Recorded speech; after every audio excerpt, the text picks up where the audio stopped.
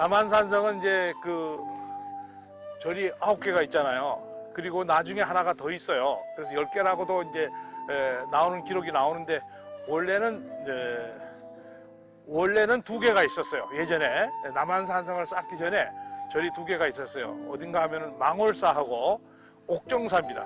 그 2개가 산세로 보면은 제일 남향에 좋은 터예요. 그 2개가 고려시대부터 있던 사찰이었어요.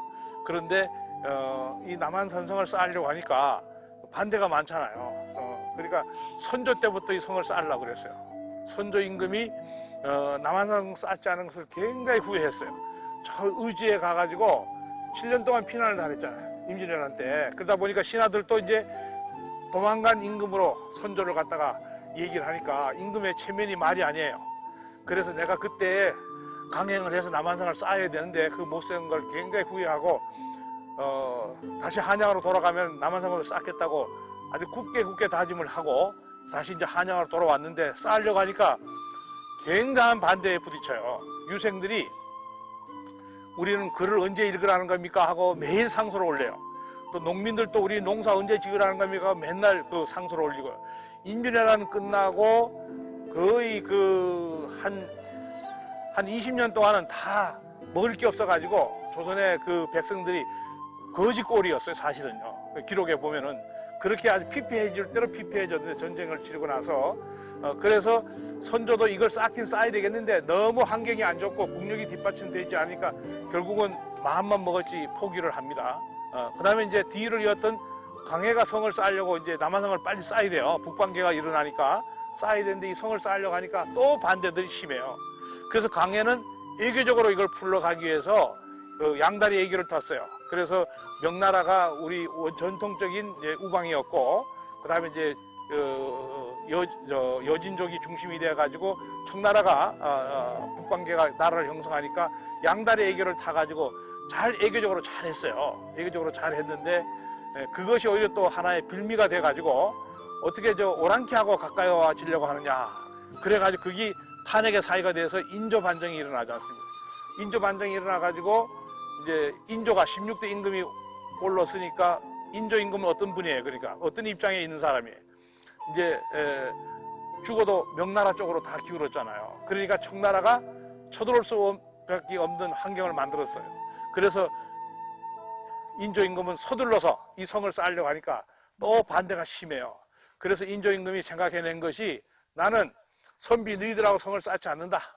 나는 농민들하고 성을 쌓지 않는다. 그래서 그걸 다 물리치고 조선에 있는 중들을 싹 모아가지고 나는 성을 쌓겠다고 생각했어요. 그래서 승려들을 전부 남한산성으로 다 집결시켰어요. 인조는 1623년에 왕위에 오르자마자 뭐를 선포했냐면 승려들의 이동권을 제한했어요. 승려는 마음대로 다니지 못하게 만들어놨어요.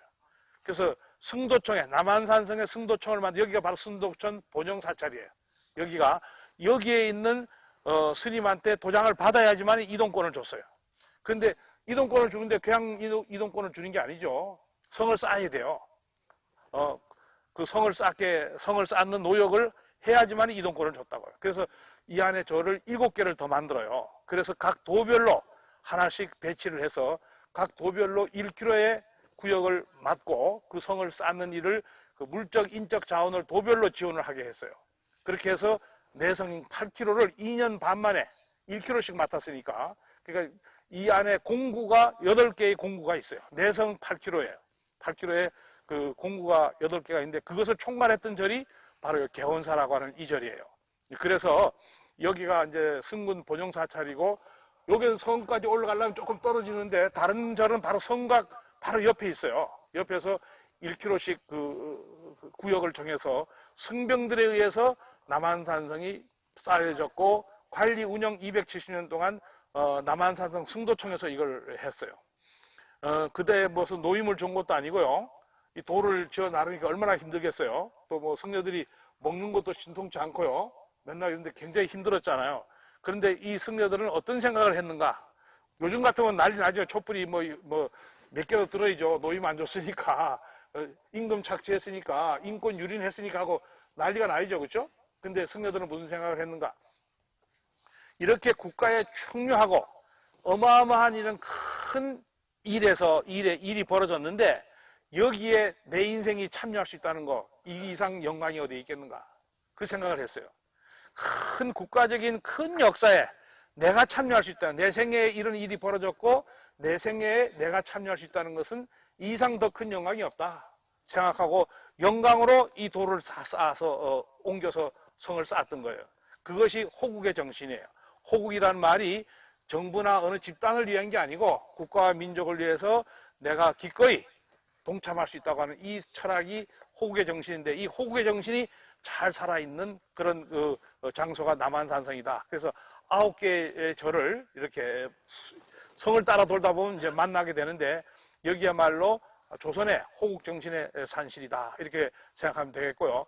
벼감각성이라고 하는 분이 팔도 도총섭이 되어 가지고 이 성을 쌓는 것을 진두지휘를 했습니다. 그래서 저 건너편에 종각이 있는 저 건너편에 벼감각성 그 영당이 하나 조그만하게 이렇게 최근에 들어섰어요. 이제 앞으로 여기서 저 장경사를 중심으로 해가지고 좀 제대로 된 호국 의승 그 기념관을 이제 만들려고 경기도가 그런 계획을 갖고 있습니다. 그래서 남한산성은 그 호국 정신의 산실이고 애교가 얼마나 중요한가 하는 것을 우리에게 다시 한번 불러일으켜주는 그런 겁니다. 그래서 이 400년의 성이 무너지지 않고 그대로 다 존재하는 거예요. 그런 마음으로 성을 쌓았다. 그 본영의 사찰이 개원사다 하는 거요.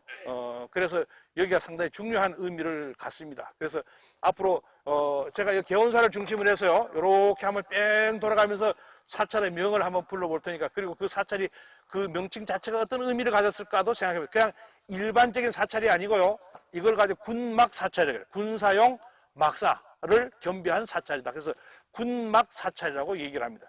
자, 이 개원사가 있잖아요. 바로 요 넘어가면은 이제 그 남단사가 있어요.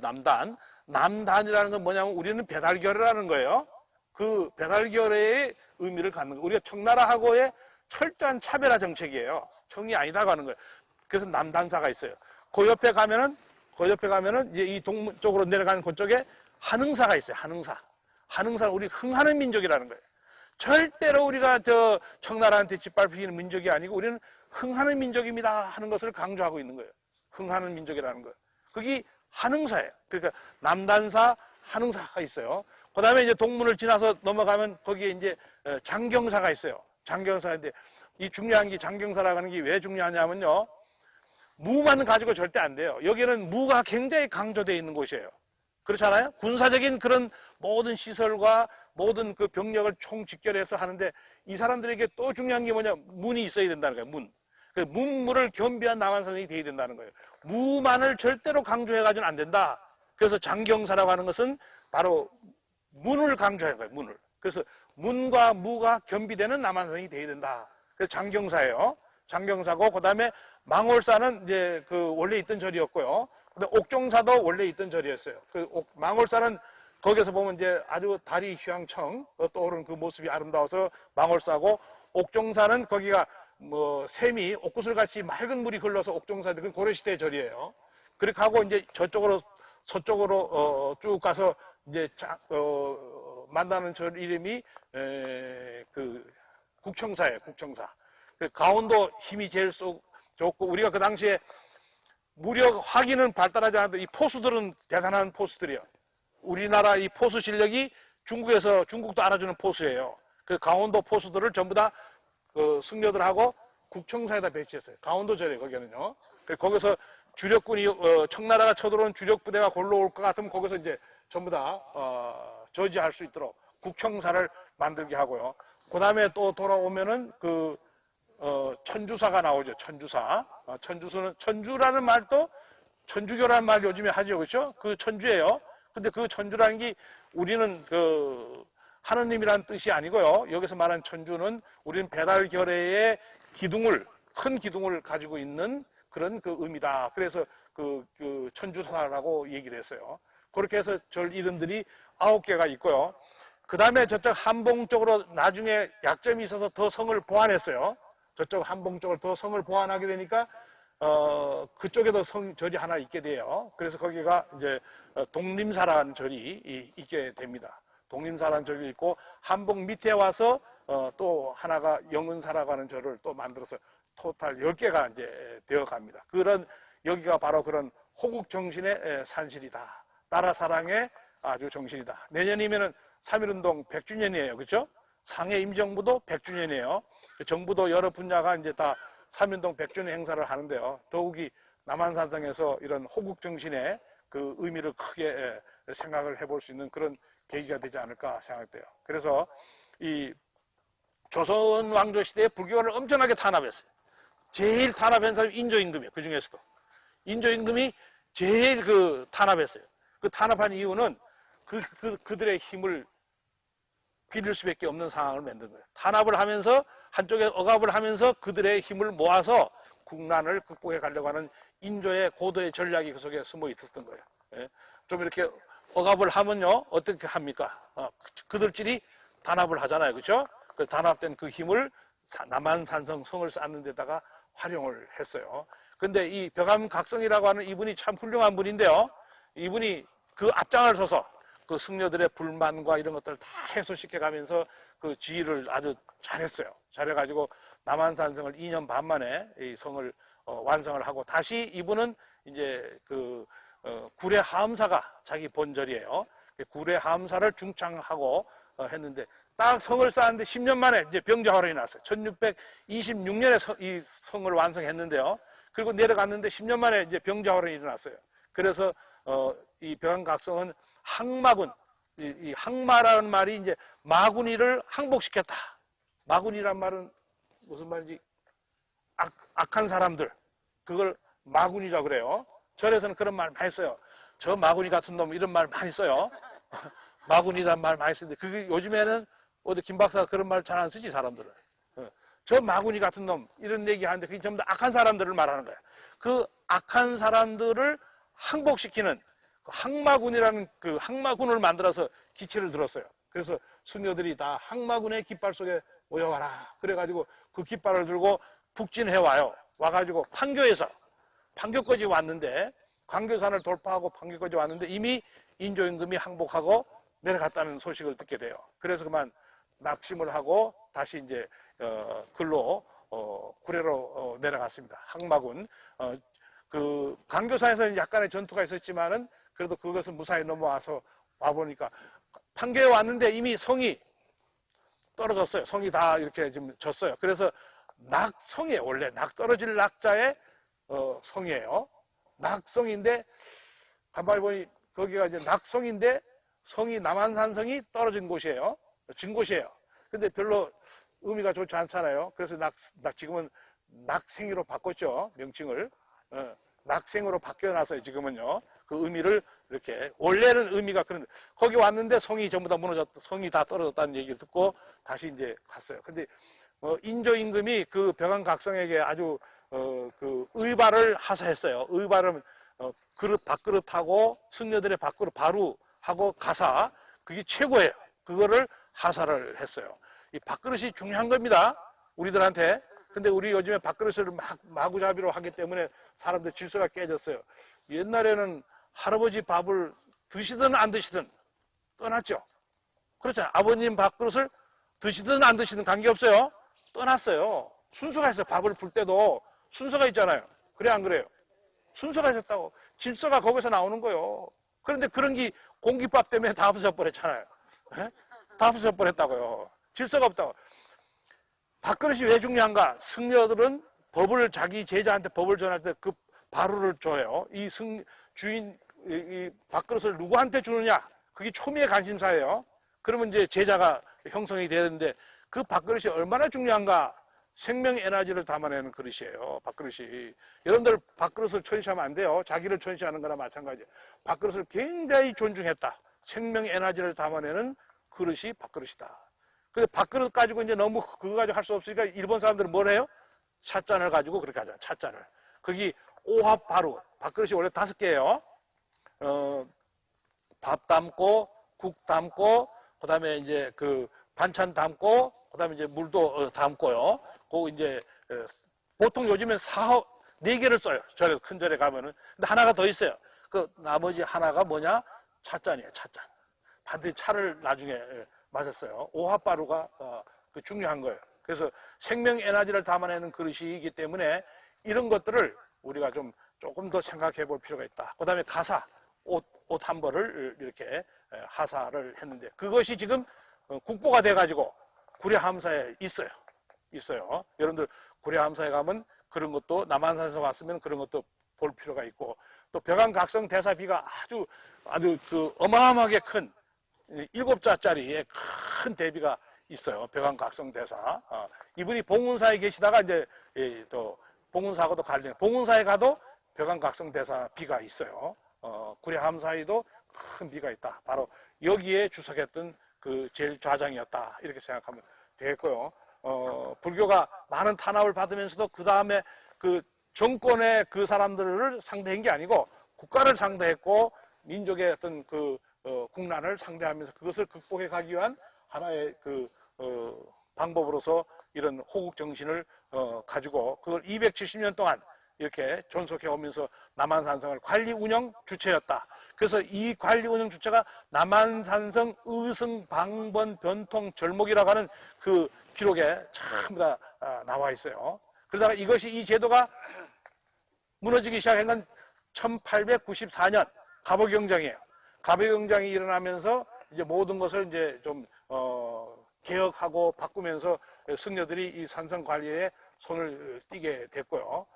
그래서 손을 띄었는데 그대로 사찰은 유지가 됐는데 이제 일제가 1905년이 되면은 우리나라가 이미 일본의 손아귀에 다 들어간 거예요. 을사늑약이라는 게 뭡니까? 병권, 병사들, 애교권 이 두 개가 먼저 넘어간 거예요. 이 나라가 망하려면 제일 먼저 애교권하고 그다음에 이제 군사 그 두 가지예요. 두 개가 먼저 넘어가는 거예요. 1905년에 이미 다 넘어갔어요. 그것이. 그래서 일본 사람들이 들어와서 보니까 제일 한국어를 강하게 하고 에세 침략에 대한 저항이 누가 하는가? 이 광주 사람이에요. 광주는 남한산성을 말하는 거예요. 이 사람들은 자기 구역이 있었잖아요. 1000세대가 살면서 구역이 있었잖아요. 그래서 에세가 침략해 오면은 싸우라 하는 것을 임금님으로부터 수시로 들었잖아요. 그 남한산성 사람들은 쇄도가들이었고 이 안에 계신 분들은 임금님을 뵐 수 있잖아요. 용안을 뵀잖아요. 임금님 용안을 뵀다는 것은 이건 대단한 그 자부심이잖아요. 임금님을 만났으니까 어지간한 벼슬이 벼슬 같지 않아요. 그렇죠? 그러니까 성 바깥의 사람들은 다 무지랭이처럼 취급하고요. 지들만 잘났다고 이 사람들이 아주 그 선민의식이 강했죠. 이런 사람들이 일제가 쳐들어와가지고 이런 걸 한다고 하니까 그거 인정하겠어요? 안 하는 겁니다. 국가를 지켜야 된다는 이 생각 때문에. 그래서 가장 강력한 저항의식을 갖던 사람들이 광주 사람들이에요. 그래서 일제가 1905년에 병권을 뺐고 애국권을 뺐고 1907년 8월 1일 날 일본 군대가 들어와가지고 절에다가 절은 그 1km씩 그 간격되어 있는데 거기에 무기 하약 군포라고 하는데 하약 무기 초소예요. 그걸 전부 다 모으게 했어요. 모으게 해가지고 1907년 8월 1일 날 동시 폭발을 했어요. 그래서 절이 9개가 다 날아간 거예요. 9개가 다 날아가고 장경사만이 저 골짜기에 들어있다 보니까 일부가 남았어요. 근데 다 파괴한 걸로 이제 보고는 됐고요. 장경사는 그래도 명맥을 유지했어요. 지금도 충청도 맞아요. 우리 김정은 선생님 그건 알고 있네. 충청도 절이라고 하는 거. 충청도 절이 맞아요. 장경사가 이제 그 명맥을 유지를 했는데 공식적으로는 다 없어진 거예요.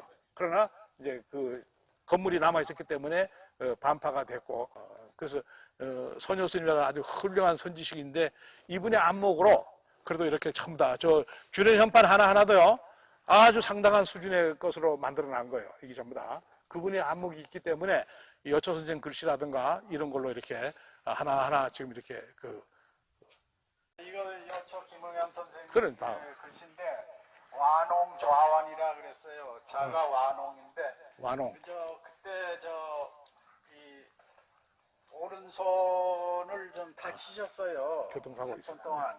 그래가지고 왼손으로 쓰신 아주 글씨인데 왼손 글씨가 오히려 오른손 글씨보다도 잘 쓰신 거예요. 그러네요. 옹. 예, 옹. 늙은이 옹자요. 완옹이라고도 쓰십니다. 네. 왼자자, 팔로 한자. 그래서 왼쪽 손으로, 왼쪽 팔로 쓰셨다. 좌완이 별로 많지 않습니다. 네. 여천 선생님이 이제 교통사고가 있어가지고요. 그래서 오른쪽 손이 좀 불편해서 이 좌수로 글을 썼는데, 이건 이제 오천 선생님의 아주 노년의 작품이에요. 그래서. 이것도 다 좌완이네. 예, 예, 그렇죠. 예. 자완이네. 예. 예. 글씨가 참 좋네요. 예. 예. 우리 또 역시 서해 대가 우리 홍 교수님 오시니까 전 자완까지는 못 봤는데 글씨가 특이하고 독특해서 좋다고 했는데 자완이라는 걸 또 오늘 새롭게 또 봤습니다. 특이하잖아요. 아주 노년의 작품이에요. 그래 이제 이런